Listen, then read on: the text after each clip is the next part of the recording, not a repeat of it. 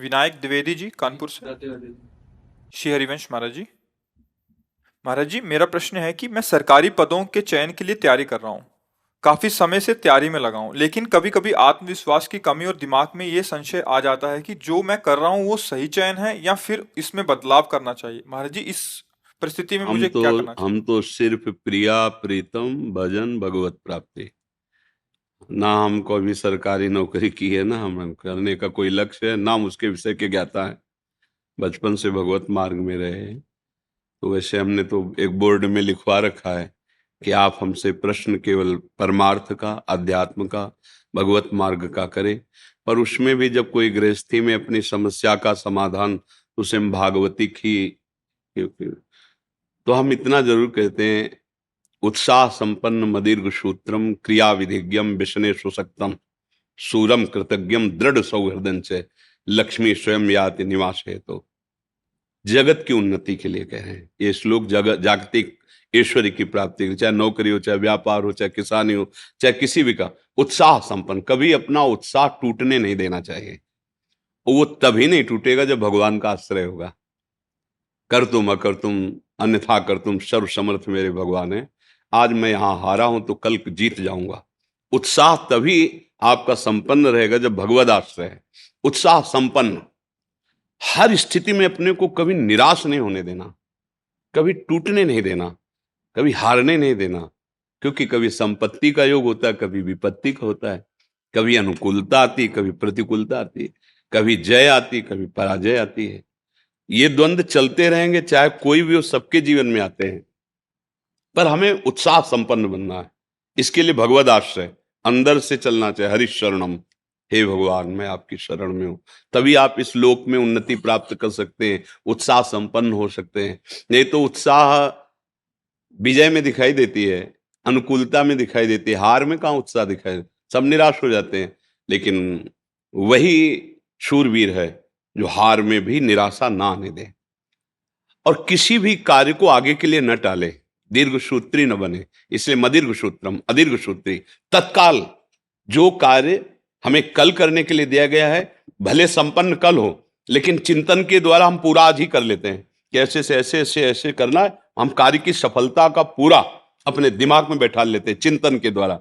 जैसे उत्तम रसोईया वही है जो बनाने के पहले दिमाग में बना ले। उत्तम कार्यकर्ता वही है जो कुछ भी कार्य करने के पहले दिमाग में पूरा उसका निश्चय कर ले। ऐसे ही मदीर्घ सूत्रम, किसी कार्य को आगे टाले ना। अगर इस संसार में उन्नति प्राप्त करनी, हमें परीक्षा 1 महीने बाद देनी है, लेकिन आज ही प्रश्न कर लिया जाए तो उसका उत्तर हम दे देंगे, ऐसी तैयारी रखनी चाहिए। कल के कार्य को आज ही संपन्न करने की वृत्ति रखना है। क्रिया विधिज्ञम, जिस कार्य में लगे उसको विधान से करे, मनमानी नहीं। चाहे वो पढ़ाई हो, चाहे वो व्यापार हो, चाहे वो किसानी हो, अलग अलग विधान होते हैं ना। व्यापार का अलग विधान होता है, नौकरी का अलग विधान होता है। अलग अलग जो विधान है, जो सिस्टम है, बिल्कुल ठीक उसके अनुसार आपको ज्ञान होना है। क्रिया विधिज्ञम, और जो कार्य आपको दिया गया है वो एकाग्र होकर करें। व्यसने स्वशक्तम, आपको जो व्यापार है, जो भी कार्य दिया गया, पढ़ाई, जो नौकरी, उसमें आसक्त हो जाइए संसारिक उन्नति के लिए। कि अगर हमें आर्मी में जाना है तो जो कल हमारी परीक्षा होगी उसको हम जानकारी करके पहले आज ही हम उसमें पुष्ट हो जाते हैं। अगर इतने किलोमीटर दौड़ना है तो 1 किलोमीटर और आगे की हम रफ्तार बढ़ा के रखते हैं। इतनी ऊंचाई तो इससे और ऊंचे, इतना अभ्यास।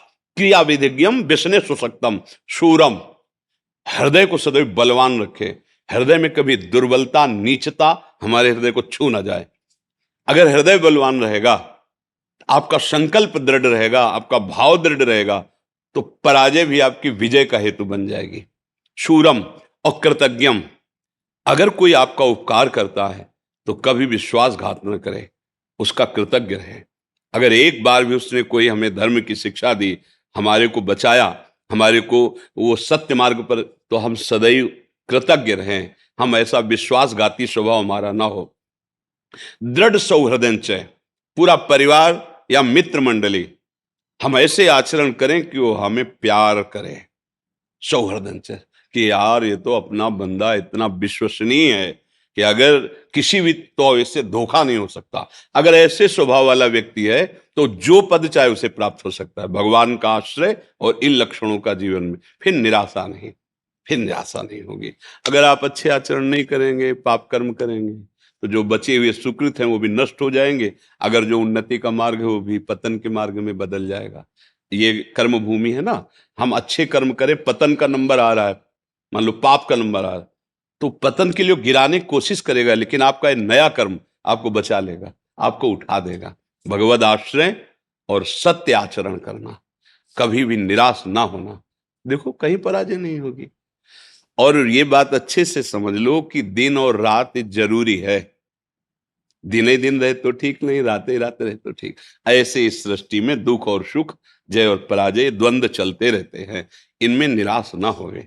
कभी ऐसी भी परिस्थिति आ सकती है कि दुखद ही दुखद वातावरण, फिर भी धैर्य रखे। वो धैर्य वही रख सकता है जो भगवान का आश्रय ले, नाम जप करता है, भगवद आश्रित। इसीलिए कहते चाहे विद्यार्थी हो, चाहे व्यापार हो, करो कुछ भी करो, भगवान का आश्रय ले लो और नाम जप करो, तो तुम्हें बहुत सपोर्ट मिल जाएगा, तुम टूटोगे नहीं। जैसे एक किसान की खेती नष्ट हो गई, उसने आत्महत्या कर दी, विद्यार्थी फेल हो गया, वो आत्महत्या के लिए तैयार। छोटी छोटी बातों में लोग अपने जीवन को नष्ट कर रहे, क्यों? भरोसा अविनाशी का नहीं है, प्रभु का नहीं है, बुद्धि में अध्यात्म का ज्ञान नहीं है। इसलिए पार्थिव भोगों के नाश होने पर, जिनका नाश होना सत्य है, वो नष्ट होंगे ही, उसमें हम अपने को नष्ट कर देते हैं। अरे आज फेल हो गए तो हम और पढ़ाई करेंगे, आज हमारा फसल नष्ट हो गई तो अगली बार और पैदा करें। अपने जीवन को नष्ट कर देना उसका कोई हल थोड़ी है। तो इसलिए अच्छे बनो, नाम जप करो, भगवद आश्रित रहो और इन बातों को समझो। हमारा उद्देश्य आप लोगों से बात करना, भगवान का चिंतन, भगवद वार्ता, सत्य मार्ग में चलना है। तो क्या है, हमें संसार का तो ये ज्ञान है नहीं, क्योंकि हम गए ही नहीं संसार मार्ग में, बचपन से इधर चले। तो हम शास्त्र के अनुसार तो बोल सकते हैं। अब आप किसी ऐसे विषय संसारी, तो हम गए नहीं, हम उसको जानते ही नहीं, तो कैसे उस विषय पर बोले जी।